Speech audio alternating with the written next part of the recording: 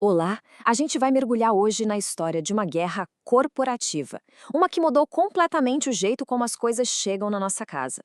É uma batalha que transformou a simples espera por uma encomenda num verdadeiro campo de batalha logístico aqui no Brasil. Para começar, vamos direto ao ponto. Olhem bem para esse número: 6 bilhões de reais. É, é uma quantia absurda, né? Mas o que ela significa de verdade? Guardem esse valor, porque ele é a chave para a gente desvendar essa história toda. E tá aí a resposta. 6 bilhões de reais foi o prejuízo dos Correios em só 9 meses de 2025. É isso mesmo. E isso levanta a grande questão. Como é que uma instituição com mais de 350 anos de história, que viu o Brasil mudar de tudo que é jeito, chegou nesse ponto? A resposta está no seu maior cliente, que acabou virando o seu maior rival. Para entender essa briga, a gente precisa voltar um pouco no tempo. Para uma era que, olha, muita gente aqui vai lembrar muito bem. Uma era que era definida pela frustração, por monopólio que parecia que nada podia abalar, mas que, sem saber, estava cavando a própria cova. Quem aí comprou alguma coisa pela internet lá por 2015, 2017, sabe exatamente do que eu tô falando. Era clicar em comprar e aí começava um verdadeiro jogo de tortura psicológica. O rastreamento só mostrava uma coisa dia após dia: objeto postado. E uma semana depois, a mesmíssima coisa: objeto postado. Nenhuma notícia, nenhuma informação nova. A sensação era de abandono total, como se a encomenda tivesse sido engolida por um buraco negro. A ansiedade era a regra do jogo.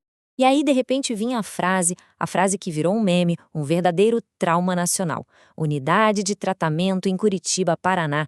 A encomenda podia ficar presa lá por uma semana, um mês, às vezes até mais. Curitiba virou, brincadeiras à parte, o purgatório das encomendas, um lugar onde a espejança ia embora. Então, a realidade era essa: prazo de entrega de 15 dias úteis, que na prática viravam um mês. Tentar falar com alguém? Sem chance, não tinha chat de suporte. As desculpas eram sempre as mesmas: ou o sistema estava fora do ar, ou tinha greve. Recebeu uma caixa toda amassada? Ah, isso era normal. A verdade é que o consumidor era refém e o mercado estava desesperado por uma saída. Bom, agora vamos para o momento exato em que a relação, que era quase de simbiose entre as duas empresas, simplesmente explodiu.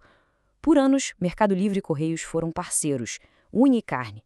Mas, em 2018, um aumento de preços, assim, brutal, deu início à guerra. Olha só esse gráfico. Ele mostra a situação com uma clareza impressionante. Em 2017, praticamente 90% de tudo que se vendia no Mercado Livre era entregue pelos Correios. O Mercado Livre era só um meio de campo. A entrega era problema dos Correios. Uma dependência, né, vamos combinar, extremamente perigosa.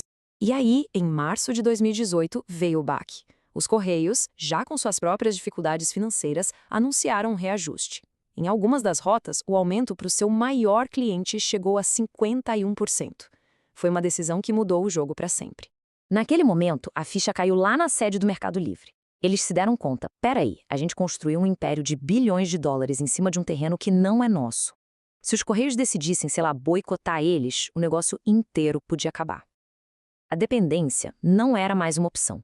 A estratégia tinha que mudar, e tinha que ser radical. E foi a partir daí que o Mercado Livre decidiu que não ia ser mais só um marketplace. Ele ia se tornar uma empresa de logística. O que aconteceu nos anos seguintes foi, sem exagero, uma das maiores e mais rápidas operações de engenharia corporativa da história da América Latina. A base de tudo foi o tal do fulfillment. A ideia é até simples, mas a execução é super complexa. Basicamente, em vez do vendedor levar o produto aos correios depois da venda, ele manda o estoque inteiro para os armazéns do Mercado Livre antes mesmo de vender. Aí, quando a compra acontece, o produto já está ali, na mão deles, prontinho para embalar e enviar na mesma hora. E para fazer isso funcionar num país com o tamanho do Brasil, eles criaram uma operação em cima de 3 pilares. Primeiro, mais de 20 centros de fulfillment gigantescos cheios de robôs. Segundo, o Melier, uma malha aérea própria com aviões de parceiros todos pintados de amarelo. E terceiro, o Envios Flex, um modelo tipo Gig Economy para entrega final, que permite que qualquer pessoa com um carro vire entregador por um dia. E quanto custou essa brincadeira toda? Olha só, ao longo de 5 anos, o Mercado Livre investiu mais de 23 bilhões de reais na sua logística aqui no Brasil.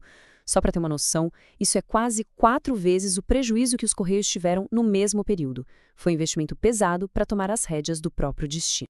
E enquanto o Império Amarelo crescia, o que acontecia com os Correios? Bom, foi uma espiral de morte lenta e dolorosa. Conforme eles iam perdendo o maior cliente, a receita despencava, mas a estrutura de custos, que era pesadíssima, continuava lá. Isso levou a um colapso financeiro e também de moral. Agora, o que é fascinante nesse slide é a cronologia do desastre.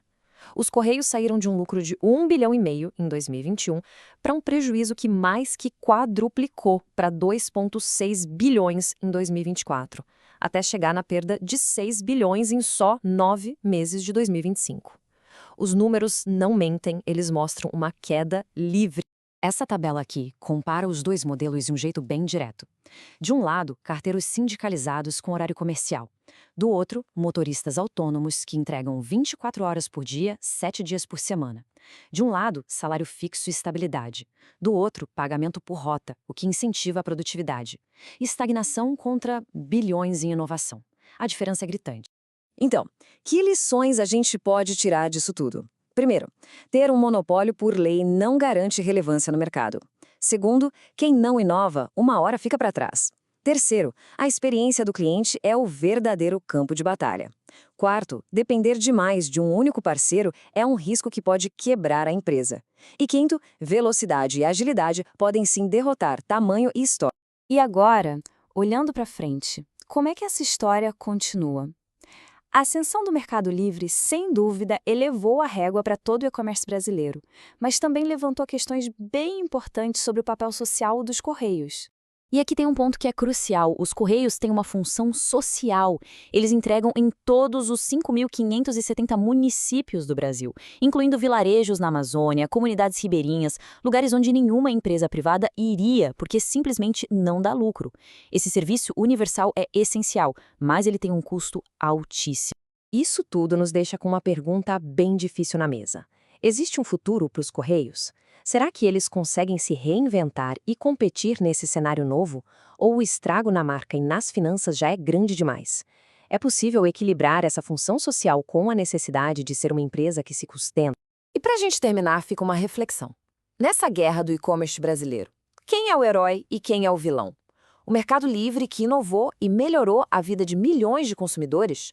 Ou os Correios, uma instituição histórica com um papel social fundamental, mas que parou no tempo?